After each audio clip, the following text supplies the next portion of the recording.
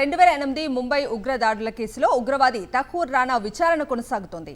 NIA కస్టడీలో ఉన్న అతన్ని 12 మంది అధికారుల బృందం విచారిస్తోంది.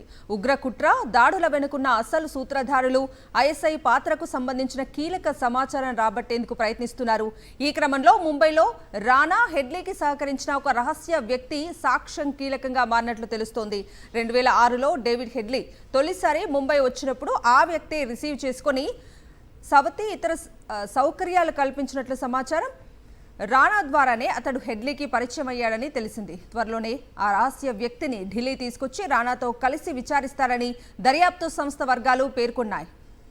ప్రస్తుతం ఎన్ఐఏ కస్టడీలో ఉన్న తఖూర్ రాణాను జాతీయ దర్యాప్తు సంస్థ కేంద్ర కార్యాలయంలోని హై సెక్యూరిటీ సెల్లో ఉంచారు.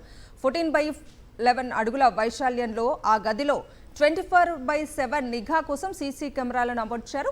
అలాగే వివిధ అంచెల్లో డిజిటల్ సెక్యూరిటీ సిస్టమ్ను ఏర్పాటు చేశారు. అనుమతి లేకుండా ఎవరు లోపలికి వెళ్ళటానికి లేదు.